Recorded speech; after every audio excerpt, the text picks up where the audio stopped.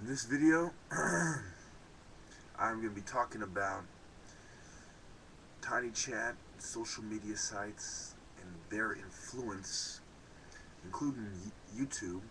And I know you NSA motherfuckers are going to see this because you already don't like me. You don't like me because I'm black. You don't like me because I stick up for the poor people. You don't like me because I stick up for the Africans. You don't like me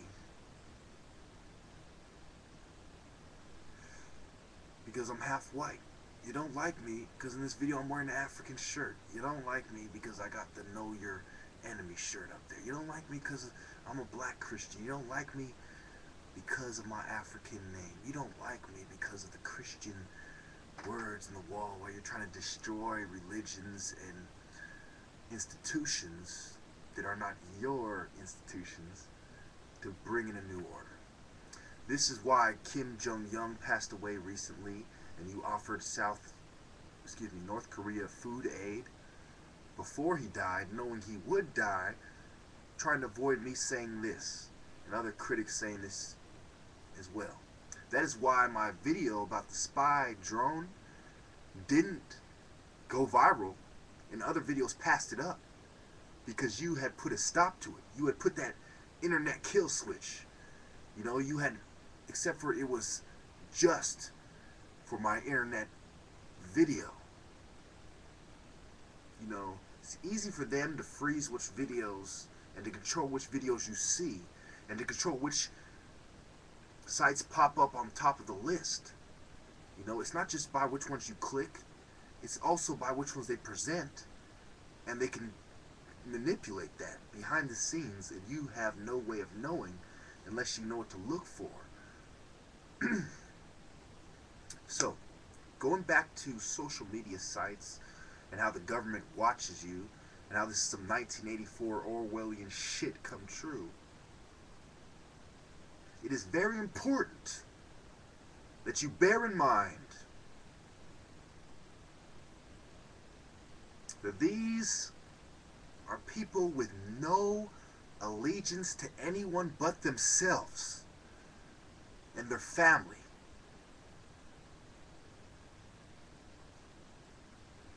If you think about any family within a group, like say a Mexican family for instance, and they're a very family-oriented people, and sometimes they have big families, okay? And if you think about what they do and how they relate to society and how there'll be feuds within families and within cities because their family structure is more important to them than their tribe, than their nation, etc. So to control somebody, the Illuminati said, we're going to break that down. Now I'm going to elaborate on how they use women, like on tinychat. Okay, tinychat, typically you'll have a chat room where a clever man will team up with pretty women and whoever he becomes friends with. You'll see this in different sites. See this in different habits that people have and how they share them with each other and how they rub off on each other.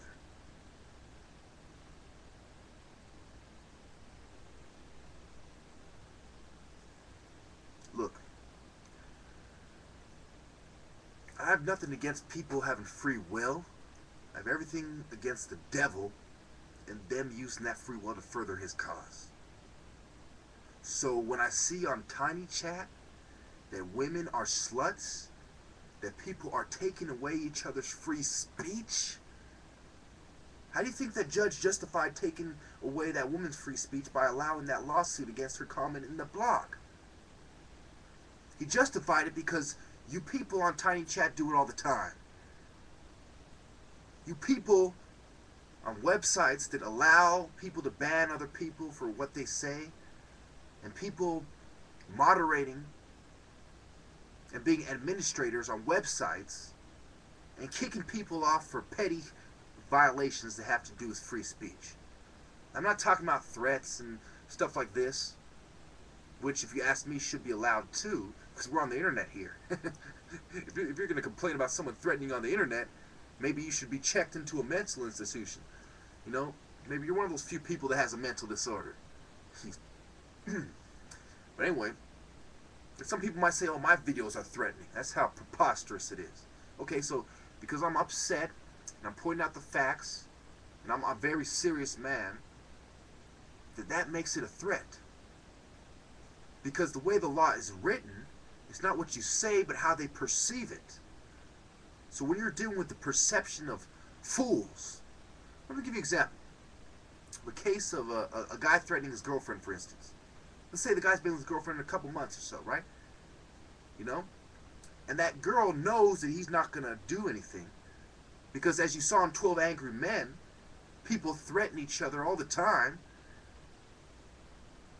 Oh, you better do it, honey. She could call the cops right there and say, oh, he said you better do it. And I took it as a threat of physical harm. It's that lack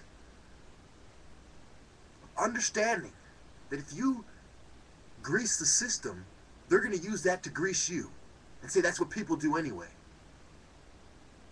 For example, when the prison guards in the Code of Silence documentary wanted to justify why there was corrupt prison guards, they said the same 5%, 90% rule that exists in society exists in the prison as well. In the staff at the prisons as well. Like Pelican Bay, Folsom, San Quentin, Tracy, you name it. Pitches Center in Los Angeles, Men's Central, okay, LA County. Doesn't matter whether we're talking about county or the pen or level 2. Or a mental institution where the Code of Silence exists there as well. And just like food is a big deal in prison, and it is a big deal to the North Koreans, who we waited till their leader was on his way out before we sent them any, to make it seem like, oh, that had nothing to do with it. Oh, we didn't know. Yeah, like we didn't strike that deal under the table while he was on his deathbed.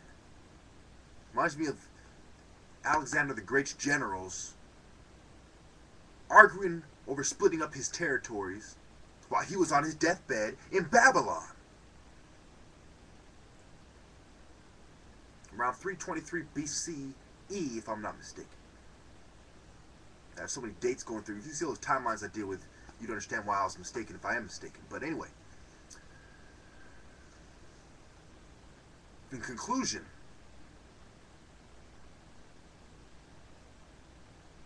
if the right to persecute somebody over what they say is not carefully applied with great discernment and discretion and careful perception, then the same measure that you judge will be applied to you. And it won't even take till you die. It will be applied to you by the government. It's do unto others as you would have them do unto you. I will go as far as to say all those women, and I met many of them in my life, that have turned to the law because it's easy to demonize a black man. And for what he said even. I've seen women compare a small tap on the shoulder to a woman who'd been abused, missing teeth with 2 black eyes. I've seen women compare a threat made from 2 hours away in a moment of great disagreement to a threat made in somebody's face with a butcher knife to their throat. And I've seen judges pass out sentences as if it was the same thing. And I've seen judges give black people harsher sentences. And I've seen 50% of the prison being black and almost 30% of the military being black. So you can't say it's because they're lazy. I've seen poverty overlap with crime and being black and Mexican overlap with poverty. And I've seen scum and whores on tinychat ban righteous men for directing them the right way. And I've been banned for that very reason. Think before you act.